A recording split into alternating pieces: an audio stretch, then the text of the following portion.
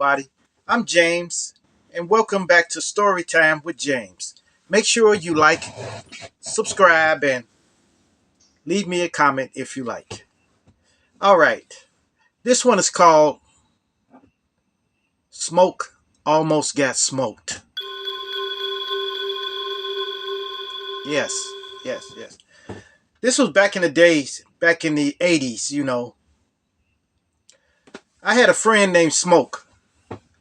He kind of put you in the mind of DC Fly. DC Fly. Y'all know DC Fly. Yeah, he was something like DC Fly. And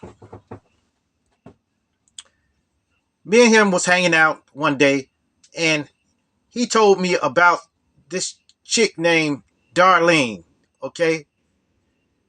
Now, Darlene was a little older than him. She was like, maybe my sister's age or something like that. So she was a little older than him. Well, she was like a lot older than him. He like about maybe 3 or 4 years older. So she was more mature than him. But Smoke took a liking to her. And so one day Smoke went over to her house. He went over there and he talked and everything like that, whatever he did. Then he came back and told us, "Man, I like her. I like her, man. She this and that and that. And then we said, man, go on. So we laughed at him and stuff like that. Then the next day, Smoke went back over there again. And either she wasn't there or something. So he chilled on the porch for a minute to wait for her to come home. But she didn't come home, so he left.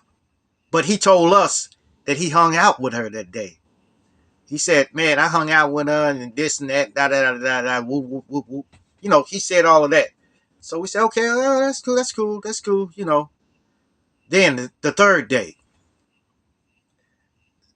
day, he went over there and he went and knocked on the door and came inside. Okay, so he was in there talking to her and everything like that. So later on that day, we got a call. I got a call at home, and my friend got a call at home, and it was Smoke. And he was calling us. He said, "Y'all got to come get me, man. These guys are outside, and they talking about doing something to me." So I said, "What in the world?" And I told my other friend, I said, "See, Darlene has another boyfriend, and they there to probably beat him up. So I told him, I said, "Hey, strap up." Yeah. See, another friend of mine's, they hit the freights. They hit the freights, and they stole some 38 caliber, 38s. So they had those like that. I got a 38 snub nose chrome, and my friend had I don't know, he had a 38 special or something like that. So we took him, put him in our belts, and we went over. We said, "Look, we're gonna get him out of there and we're gonna leave with him. That's it. We don't want no trouble.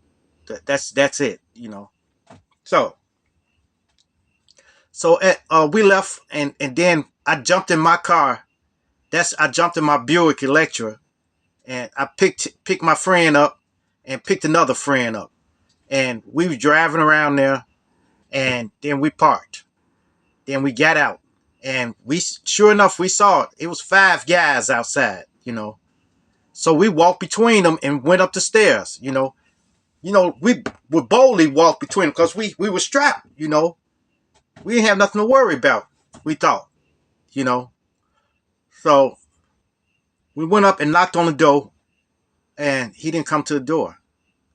And his girlfriend, supposed to be Darlene, didn't come to the door. So we turned around. We was at the top of the stairs, and Dude said, man, who is you, man? Who is you? I said, this me. And I lift my shirt up and showed him the butt of the gun, you know. Showed him the butt of the gun. He said, yeah. I hear you, little man. I hear you, little man. But what you got that we ain't got? And they all pulled out some long guns. I'm telling you, when they pulled a gun, they had to have some 357s, you know. Everybody was clicking it and stuff like that.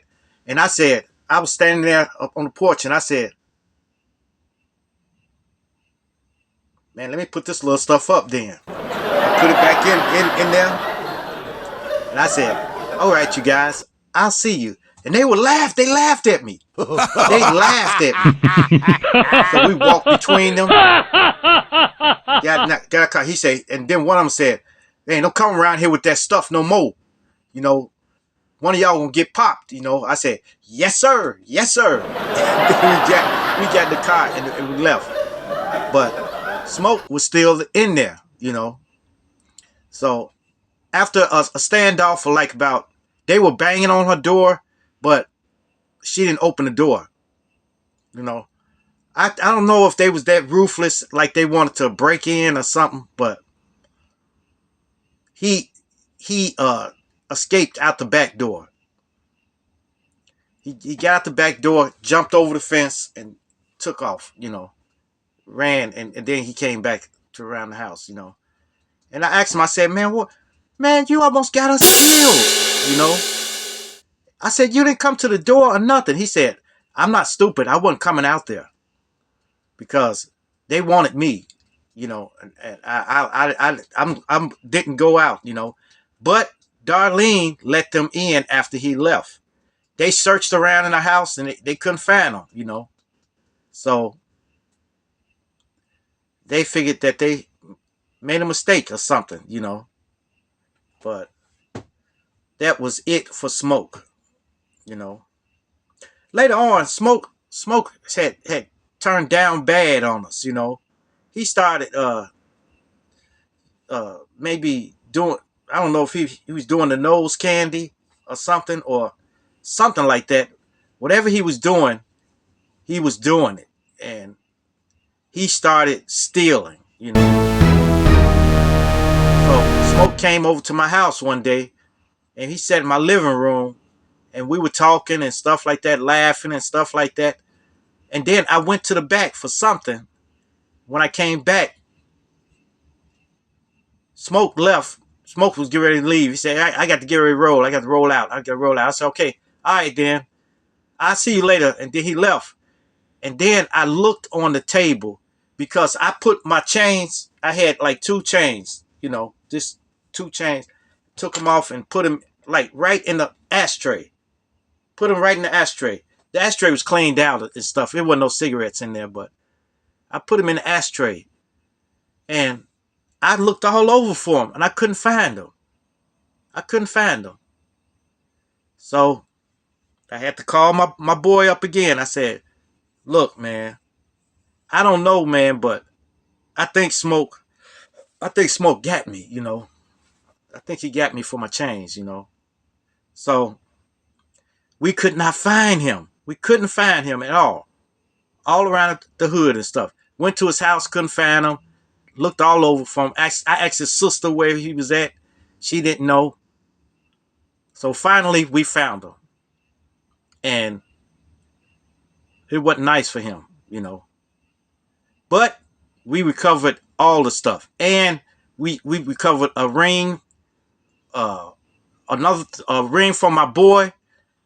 And he had a radio for my other boy. And it was just crazy. It was crazy. So that was it for me and Smoke. But we virtually saved Smoke's life when we went over there to Darlene's house to get him out of there. But we bought the time and like distracted them so he can get out the back door, you know. But Smoke, man, that was it for him. And then after that, after Smoke stole all our stuff and stuff like that, we got it back. And my chain was broke. I don't know if he broke it to try to make 2 chains out of it, out of 1 chain or something like that. I don't know.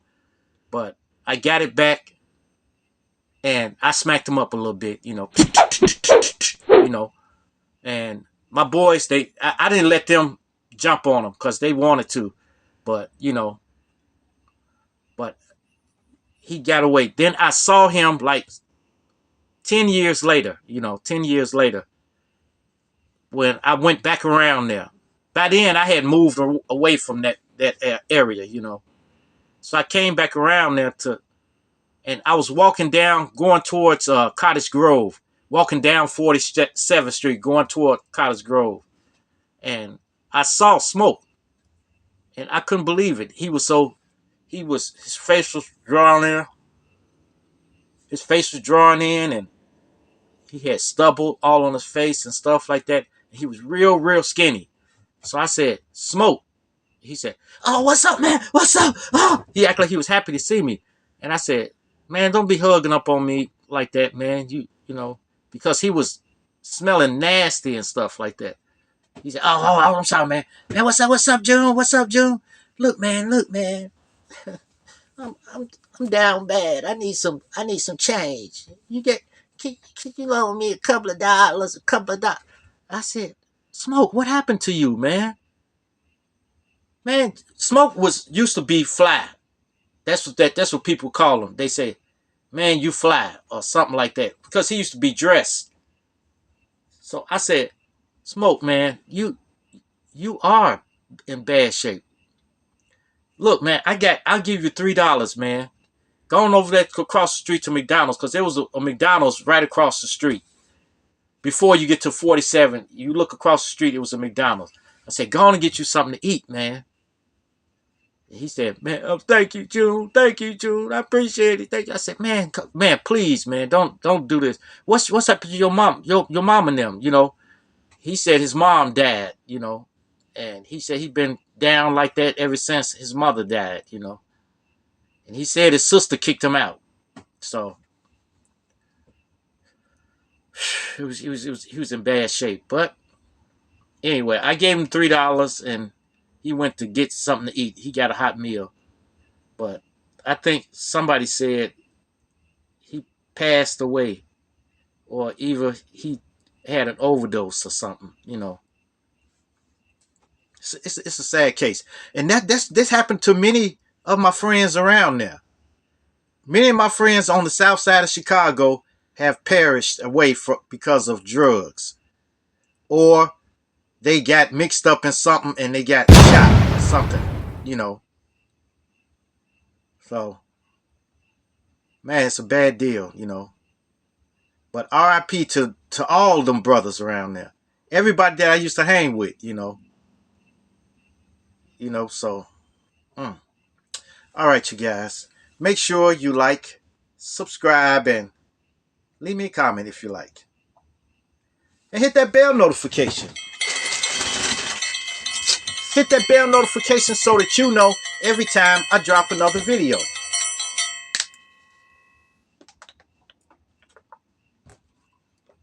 And share. Share my videos with your family. Share it with your friends. Share it with your loved ones. And even share it with your enemies. Peace.